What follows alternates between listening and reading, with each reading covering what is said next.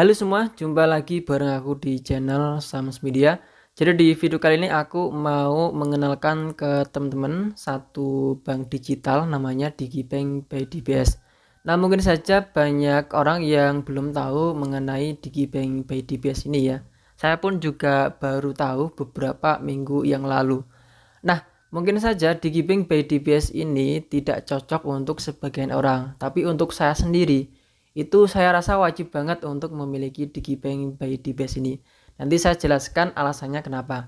Jadi DigiBank by DBS sesuai namanya. Jadi DigiBank ini adalah produk dari Bank DBS. Dan sekedar informasi, kalau Bank DBS itu adalah bank terbesar di Singapura. Atau bahkan di sini ada yang menobatkan untuk DBS itu adalah sebagai perusahaan dengan keuntungan terbesar di Asia Tenggara. Jadi kalau masalah keamanan nggak usah diragukan lagi untuk Bank DBS ini. Nah, sebelum kita buka fitur dan menu apa aja yang ada di DigiBank by DBS ini, di sini saya akan sampaikan beberapa hal yang penting untuk teman-teman ketahui ya mengenai DigiBank by DBS ini, khususnya untuk sebagai bank digital. Yang pertama mengenai biaya-biaya yang ada di DigiBank by DBS ini ya. Karena banyak orang yang menggunakan bank digital itu untuk menghindari biaya administrasi dan juga biaya transfer. Itu pasti, saya sendiri pun juga begitu. Nah, untuk biaya transfer dana, di sini memang DigiBank itu masih ada biayanya. Di sini ada keterangan kalau saldo DigiBank di bawah 5 juta itu teman-teman bakal dikenakan biaya ya, masih dikenakan biaya yang ada RTOL, SKN dan juga RTGS 5.000, 2.900 dan juga 20.000 rupiah. Kalau misalkan saldo DigiBank itu sama dengan atau lebih dari 5 juta itu gratis, dan di sini tidak ada kuota misalnya 25 kali sebulan atau 100 kali sebulan, itu enggak ada. Mungkin saja di sini unlimited ya. Semoga saja sih unlimited. Untuk saldo 5 juta itu bukan hanya di tabungan kita aja, tetapi di sini yang dihitung itu bisa di tabungan, deposito, tabungan Maxi, obligasi dan juga reksadana. Jadi 5 juta itu bukan di tabungan utama kita. Tetapi kalau misalkan kita itu punya saldo 5 juta yang kita taruh di deposito, tabungan Maxi, obligasi dan juga reksadana, itu masih bisa dihitung. Jadi dihitung rata-ratanya itu di situ, bukan hanya di tabungan saja, tetapi di semua produk DigiBank. Nah, ini menarik nih. Kemudian ada biaya administrasi ya.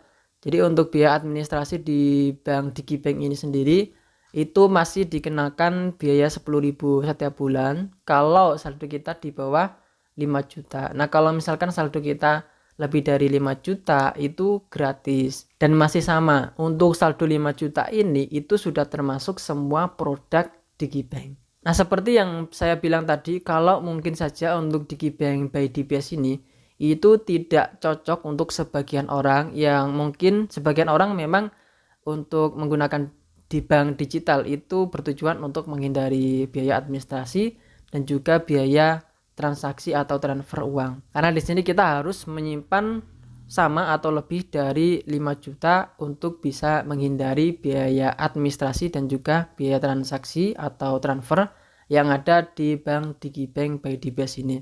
Jadi kalau misalkan kamu nggak cocok, silakan kamu bisa menggunakan bank digital lainnya. Masih banyak bank digital lainnya yang lebih baik daripada DigiBank by DBS ini. Contohnya DC Bank, Neobank, kemudian ada Bank Aladin, Bank Jago, itu bagus. Kemudian yang menurut saya itu saya wajib banget menggunakan DigiBank by DBS itu adalah fiturnya. Dimana di DigiBank by DBS ini kita itu bisa membeli produk reksadana dan juga obligasi. Nah, kalau KTA ini itu adalah fitur pinjaman ya. Ya, semua kayak bank digital itu sekarang juga punya fitur pinjaman. Nah, ini nih yang bikin saya itu wajib banget menggunakan DigiBank by DBS. Kita itu bisa investasi reksadana, teman-teman. Selain itu kita juga bisa membeli obligasi. Nah, di obligasi sendiri kita itu bisa membeli obligasi yang ada di pasar perdana, kemudian obligasi yang ada di pasar sekunder. Nah, sebelumnya itu saya juga sudah bikin tutorial ya gimana caranya untuk membeli obligasi di pasar sekunder di aplikasi DigiBank by DBS ini. Tepatnya itu saya beli SR015. Silakan kalau teman-teman ingin nonton, nanti aku kasih link videonya di deskripsi. Jadi kalau teman-teman lihat di sini itu saya ada rekening investasi. Di sini ada saldonya, dimana saldo ini isinya itu ada di bagian obligasi, lebih tepatnya di SR015. Jadi kalau misalkan saya itu membeli obligasi lebih dari 5 juta, saya itu bisa bebas dari biaya administrasi bulanan dan juga saya mendapatkan gratis transfer. Nah, itu tujuan saya menggunakan digibank by DBS, karena saya sendiri itu suka banget untuk investasi instrumen obligasi negara, lebih tepatnya di SR ya, seri SR.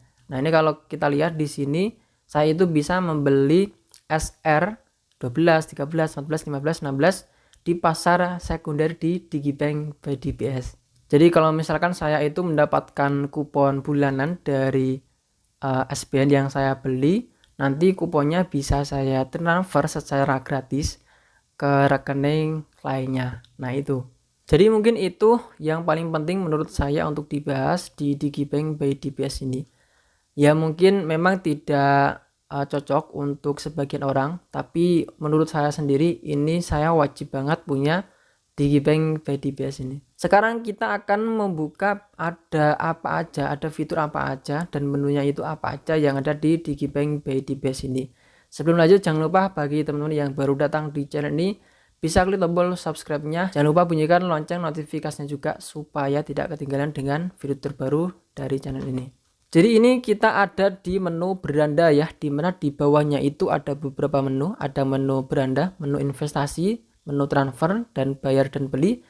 Kemudian ada menu lainnya. Nah, di bagian beranda sendiri di sini ada selamat datang di digibank by DBS. Di bagian pojok kanan paling atas itu ada menu logout. Kemudian ada menu kita bisa menghubungi Digibot. Nah, Digibot ini kita bisa tanya-tanya. Nanti teman juga bisa chat untuk chat atau customer service-nya. Kemudian di sini ada menu notifikasi ya. Kemudian di bagian bawahnya itu menu yang penting ya, ada transfer rupiah, ada deposito, ada bayar tagihan, kemudian ada beli obligasi, ada konversi falas, ada pencairan cash line, spending tracker, ya sama ya, spending tracker. Kenapa ada dua di sini?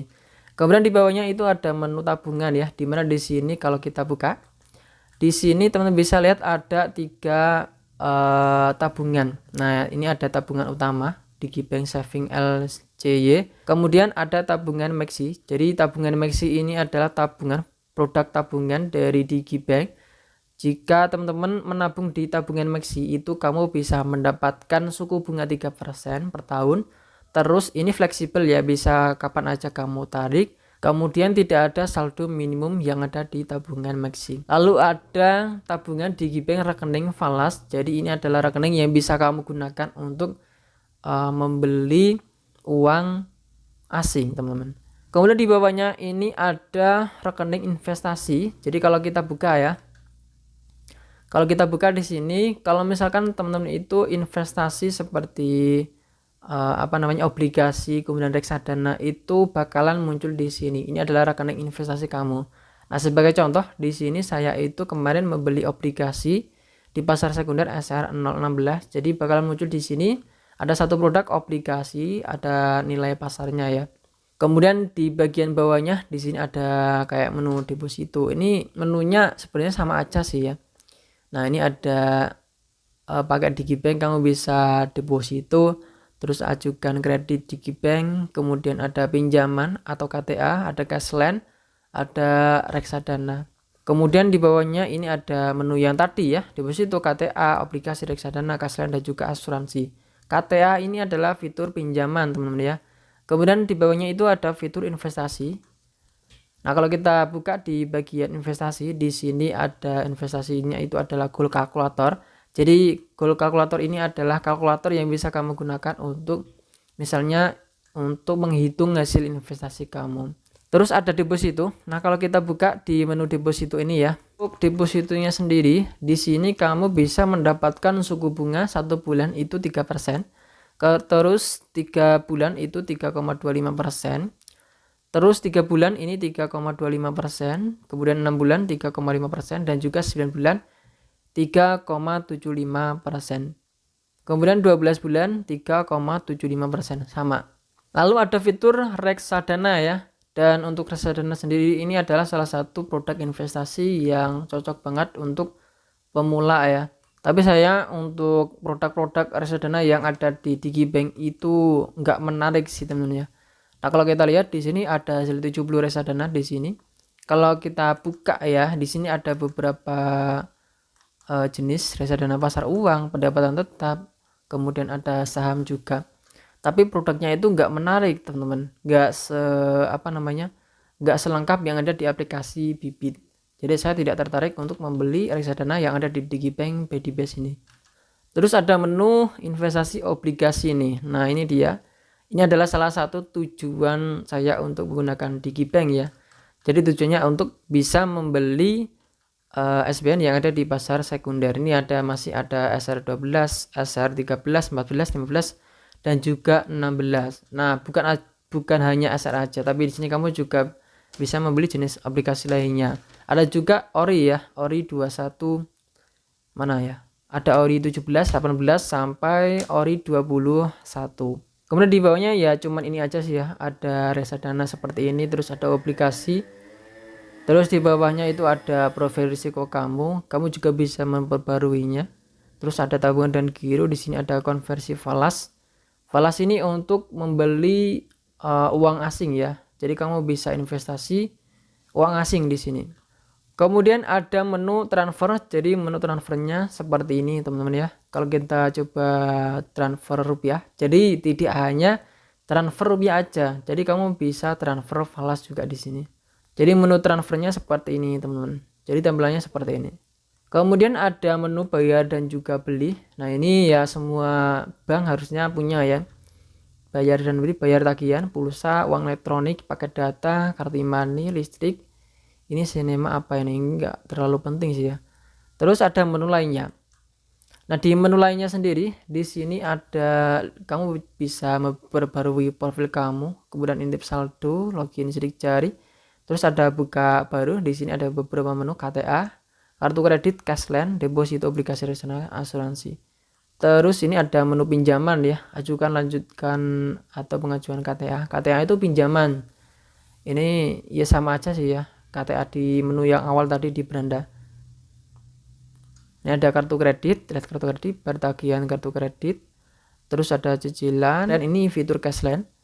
Terus di sini ada tabungan dan deposito. Ada kartu debit, kamu bisa minta kartu debit kalau misalkan pengen punya ya. Cek kurs. Nah ini dia. Kalau misalkan kamu pengen membeli mata uang asing ya, itu kamu bisa melihat kurs yang ada di bagian sini, kurs mata uang asing.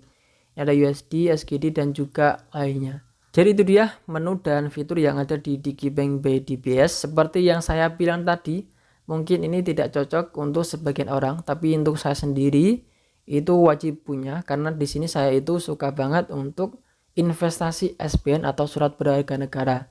Jadi di sini tujuan saya untuk menggunakan digibank BDBS itu adalah membeli obligasi negara yang ada di pasar sekunder maupun yang ada di pasar perdana. Mungkin itu aja untuk video kali ini, semoga bisa jadi referensi bagi teman-teman dan sampai jumpa di video berikutnya.